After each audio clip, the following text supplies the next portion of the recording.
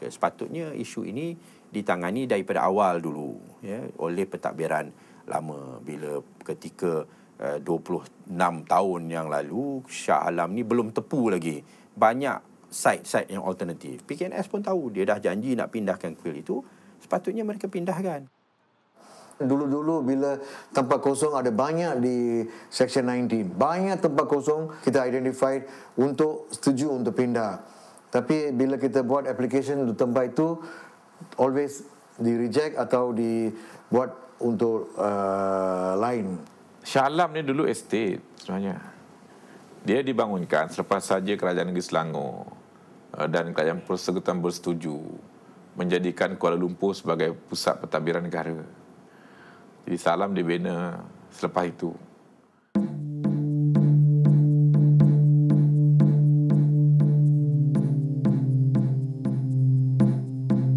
Tanah di Seksyen 19 pada asalnya adalah estet Sungai Renggam. Pihak pengurusan estet telah membina sebuah kuil yang dinamakan Sri Maha Mariamman. Kuil ini kemudiannya didaftarkan pada tahun 1903. Pelan induk Seksyen 19 tidak menunjukkan kewujudan kuil ini. Sebaliknya, memaparkan deretan rumah teres 2 tingkat di tapak yang sama. Pada hakikatnya, rumah-rumah teres 2 tingkat dibina di sekeliling kuil dan kuil ini dibiarkan di sini. Berdasarkan pelan induk itu, pembeli rumah membuat pembelian tanpa mengetahui adanya sebuah kuil berdekatan dengan rumah mereka.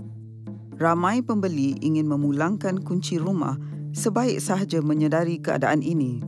Saya pergi ke pejabat PKNS semula dan saya telah berjumpa dengan pegawai yang mencadangkan tadi dan saya mahu memulangkan balik rumah tersebut dan saya nak kalau ada pilihan rumah lain. Tapi pada masa itu Cik Zailan, pegawai di situ, telah memberi keyakinan kepada saya bahawa kuil tersebut akan diroboh dan juga dipindahkan sekiranya perlu dalam tempoh masa terdekatlah.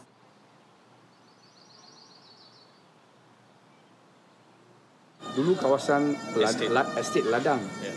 Lagipun it has been omitted in the plan. Pasal itu all the problem came about. So you can't blame the penduduk for buying the house. Dia pun tak perasan ada kuil. So the fault is in the authorities actually. Kawasan ni sepatutnya dulu diberikan lebih ramai kepada penduduk India untuk tinggal di Seksyen 19. Itulah kita bagi perancangan ni telah melakukan kesilapan. Sepatutnya kuil jangan dipindahkan. Kita boleh menyusun penduduk yang di kawasan sekitar kuil. Tapi mungkin dulu pegawai-pegawai mengambil jalan mudah. Mereka boleh pindahkan kuil dan sebagainya. Pasca 1990-an ni benda dah berubah begitu ketara. Orang bergerak. Orang India bergerak pada estate ke bandar-bandar. Orang Melayu bergerak pada kampung ke bandar-bandar. Orang Cina bertabur rata. Jadi saya rasa perubahan ini yang kita tak sedar. Kesannya yang kita tak ambil kira, yang menyebabkan wujud kes-kes macam pemindahan kuil di Shah Alam, di Kampung Rawa, macam kematian tanah pergunaan orang India, tak ada Langkawi, tentang pusat pembakaran mayat. Dan saya, ini menyebabkan sebenarnya kita kebingungan sekarang. Saya rasa kita mesti letakkan masalah kuil Shah Alam itu dalam impak pembangunan yang drastik. Di Malaysia ini sudah sampai masanya kerajaan menubuh Jabatan Pengurusan Agama yang sebenarnya mungkin akan membentuk dasar akta peraturan yang akan diserahkan kepada pihak berkuasa tempatan untuk menguruskan pelaksananya. Kerana agensi pelaksananya ialah pihak berkuasa tempatan. Saya kata kalau kita boleh buat perkara ini dan sedar perbezaan kelompok etnik tadi, Melayu, Bumbutara, India ni watak sama, orang Cina dia boleh mengurus, dan kita datang dengan pengumpulan akta dasar peraturan yang baik dan agensi pelaksana memahaminya, saya rasa kita akan mampu mengurus masyarakat pelbagai agama yang kita ada sekarang dengan baik, menjadi contoh di dunia.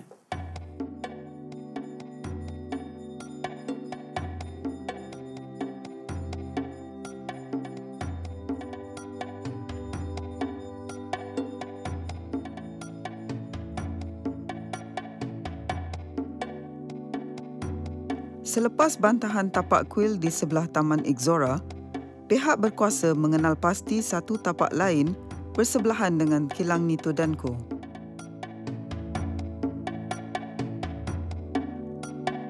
Dibina sekarang ni nak dianukan tapak itu dan dibina kuil yang sementara dan diorang pindah, dan selepas itu mereka bina lah yang kuil yang final untuk diri mereka, dan kuil di Seksyen 19 itu dirobohkan dan dibina rumah teres 2 tingkat di situ seperti mana yang dalam plan yang asal oleh pihak PKNS.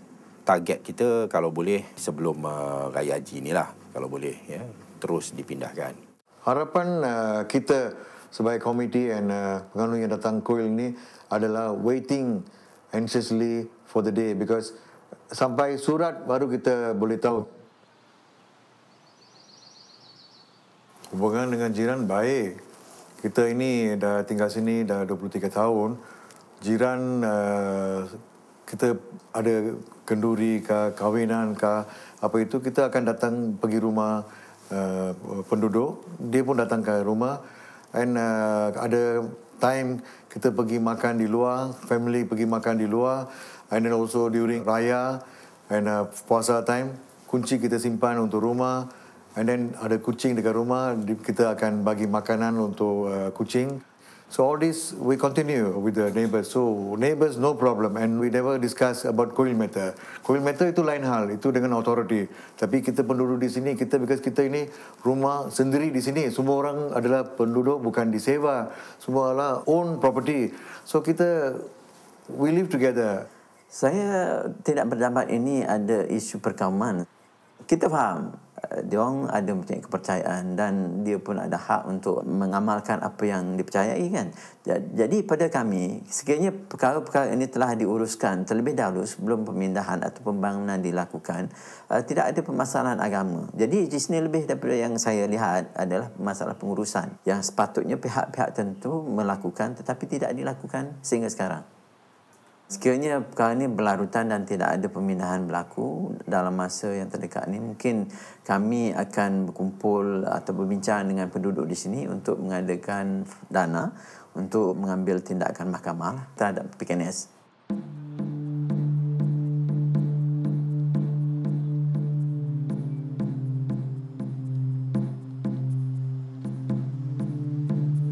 Setahun selepas protes dan majlis dialog, Taman Ixora kini berhadapan dengan perpecahan masyarakatnya. Walaupun kuil itu tidak dibina di sini, keretakan hubungan penduduk sukar dibaiki. Penduduk India menyisihkan diri dengan menubuhkan persatuan mereka sendiri. Penduduk yang tidak menyokong protes menyepikan diri manakala penyokong protes menganggap perjuangan mereka berjaya. Apa kita buat program tu, benda tu makna pun tak ada sambutan. Kalau kita buat, grup sana tak ada sambutan. Kalau dia buat, kita pun tak pun sertai dia. Di situ. Memang nampak berpecah. Ketegangan tu saya rasa taklah ketegangan, cuma mungkin keharmonian tu tak berapa nampak sangatlah. Sentimen ini menghalang usaha-usaha mendokumentasikan perasaan penduduk. Sekumpulan jiran tetangga terpaksa membatalkan sesi penggambaran di saat akhir. Mereka diberi amaran keras supaya tidak bekerjasama dengan pengarah filem. Persatuan Penduduk India menolak wawancara atas alasan enggan mengeruhkan keadaan. Manakala Wakil Persatuan Penduduk menolak mentah-mentah permintaan untuk diwawancara.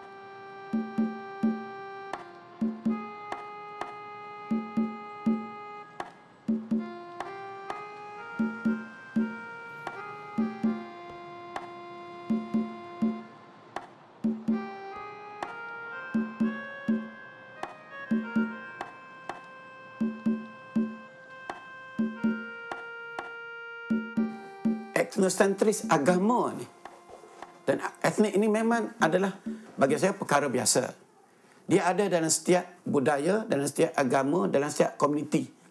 Yang pentingnya ialah bagaimana kita nak mengurus supaya ia tidak melahirkan prejudis, tidak melahirkan tingkah laku diskriminasi dalam kehidupan.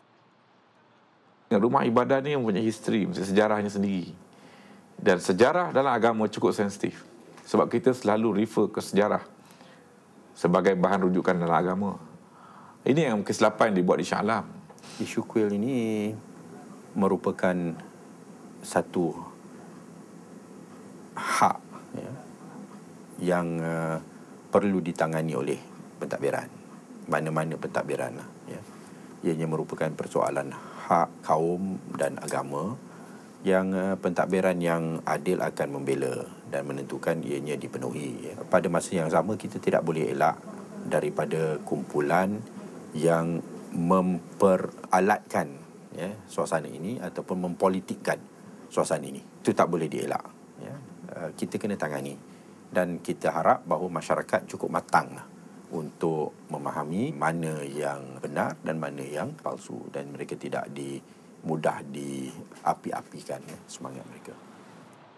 Jadi kita kena hormati sama-sama hak semua bangsa, semua agama yang ada dalam negara kita. Benda tu termaktub dalam perlembagaan. Apa kita nak ungkit-ungkit, kita nak congkil-congkil benda yang boleh mendatangkan perkauman dan permusuhan.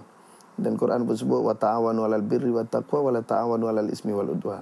Tolong menolonglah kamu pada perkara baik dan perkara takwa. Jangan tolong menolong pada perkara-perkara yang boleh membawa dosa dan permusuhan. Jadi kita cari di mana titik pertemuan yang kita boleh bersama. Orang Melayu, orang India, orang Cina, orang Islam, orang bukan Islam, yang sama-sama Islam, yang sama-sama bukan Islam. Kita cari titik pertemuan yang boleh kita bersama. Yang tak boleh bersama, kita berlapang dada. Kalau itu kita boleh buat, insya-Allah kita selesai.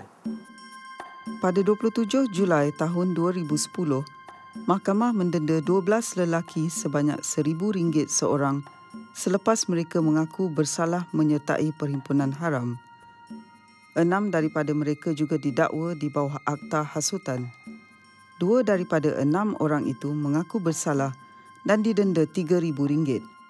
Seorang daripadanya dipenjara seminggu. 4 yang lain dilepaskan tanpa dibebaskan daripada tuduhan membawa dan memijak kepala lembu ketika protes itu.